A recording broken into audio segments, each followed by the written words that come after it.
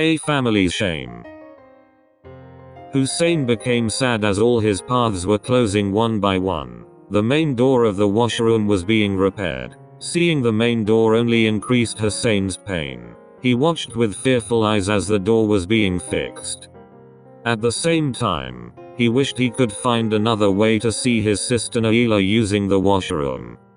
After Nayla recovered, the first thing she did was get the door fixed. She was completely fine now and used the washroom with privacy. She no longer needed a toilet seat either. Hussain still used to wake up every morning at 6 a.m. with a hoe. Nayla would use the washroom privately at that time. Then one morning, at 6 a.m., while Hussain was waiting for Nayla to go to the washroom, he heard a sound. He quickly got up. The sound was coming from Nayla's room. Paying closer attention, he realized it wasn't just any noise. It was Nayla crying. "Sister, what happened? Why are you crying so early in the morning?" Hussain asked as he entered the room. "Why are you awake so early?" Nayla asked upon seeing Hussain come in. "I wake up at this time every day," Hussain replied. "Alright, tell me, I'm a terrible person, aren't I?" Nayla asked, still crying. "No, sis, why are you saying that?" Hussain questioned. "But I get angry at you, and I don't even fulfill your demands," Nayla said, wiping her nose while crying. "But I don't mind. You're older than me, and I actually like it when you say things to me," Hussain reassured her. "You say that, but people leave me. The one I loved left me, saying that I don't know how to love," Nayla explained. "Tell me, is that true?" she continued.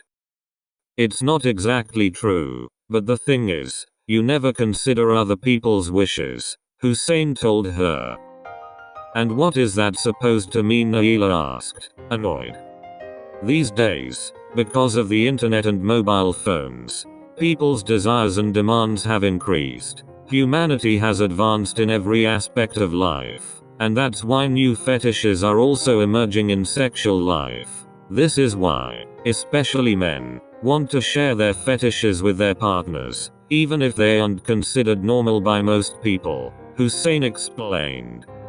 "Sometimes I find it hard to understand what you're saying. Explain it more clearly," Nayla said, feeling confused. "Do you remember I made a request on my birthday that made you angry?" Hussain reminded her. Nayla looked at Hussain with clear displeasure. "Do you think I would ever say something that would hurt you or make you upset?" Hussain asked. "Then what was your intention behind making such a disgusting request?" Nayla asked angrily. "I just want to say that it's part of my fetish, and I also want to explain that your partner might also be involved in some fetish, which is why he has no interest in having a normal relationship with you," Hussain elaborated. "Is that even possible? My boyfriend wants scat sex with me, just like you wanted it from me," Nayla asked in shock. "I don't know about that, but these kinds of fetishes are increasing. Every partner wants something different, something they can't easily find in someone else," Hussain explained. "How is that possible? Can this be found out?" Nayla asked innocently. "It's very easy to figure out. A person involved in such fetishes is usually submissive. They see themselves as inferior and weak.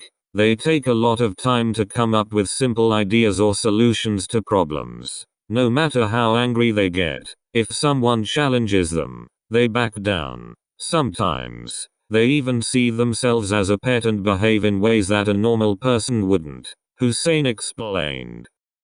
"Alright, Hussain, I believe you. And if this is true, then I regret misunderstanding you. Maybe today, you've actually helped me a lot, but I don't know if I can do anything for you. However, if my boyfriend has thoughts like yours, then for me, it'll just be a new experience. Nothing more," Nayla replied. After hearing Nayla's response, Hussain got up and went to his room. Nayla avoided looking at him and turned away, sitting in silence.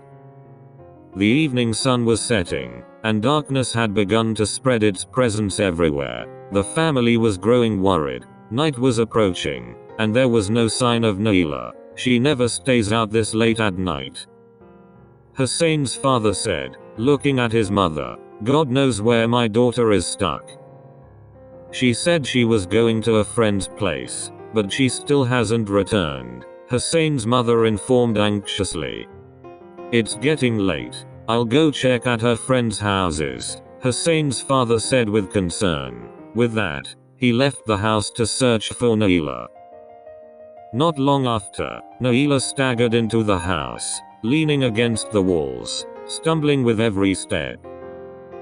My daughter. What happened to my daughter? Hussain's mother cried out, rushing to hold Nayla as she collapsed.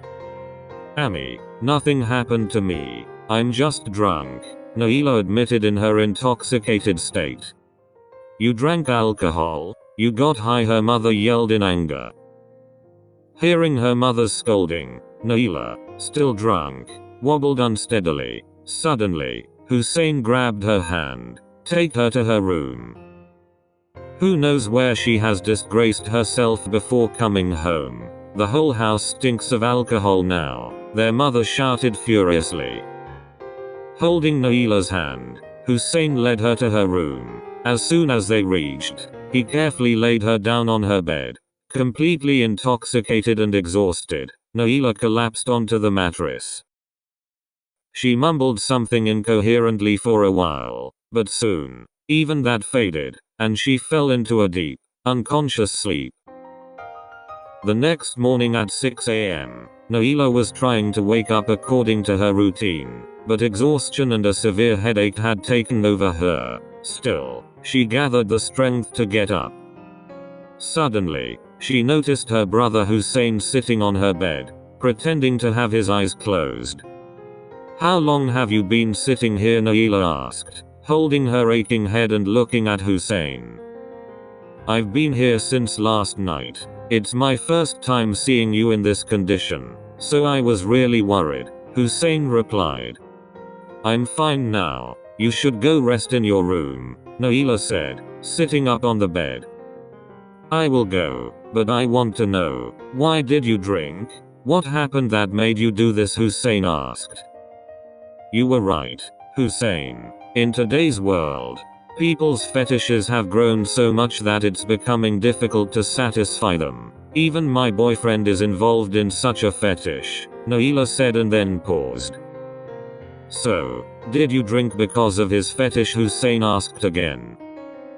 No, it wasn't like that. Last night, he called me to a bar for our final breakup meeting. I tried to understand more about his fetish. He told me he wanted SCAT sex with me. At first, I thought it was the same fetish you once mentioned, that he might want to see me constipated or use me as a toilet seat.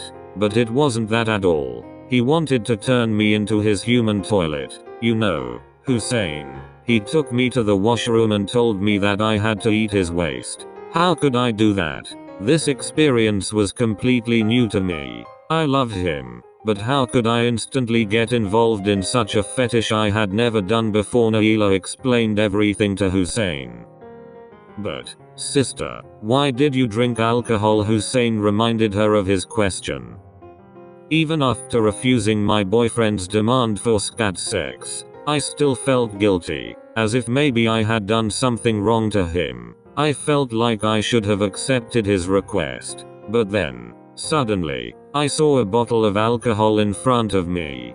People often compare alcohol to waste, so for a moment, I thought drinking alcohol might be similar to SCAT sex in some way. Without thinking much, I picked up the bottle and started drinking. But after just one sip, I vomited. I stumbled my way back home, and that's how I ended up in this condition, Nayla explained. So, are you okay now? Do you want to go back to your boyfriend again? Hussain inquired further. No, I have already broken up with him, Nayla replied, after thinking for a while. Hussain got up from his sister's bed and stood up with the intention of going to his room. He had just taken a single step to leave when Nayla grabbed his hand. I realized it when I found out about my boyfriend's fetish, and I broke up with him. I had to accept your birthday request. Right now, I feel that your SCAT feelings are real. You can have SCAT sex with me whenever you feel the same, Nayla said while stopping him. Hussain pictured a smile in reply and went to his room happily.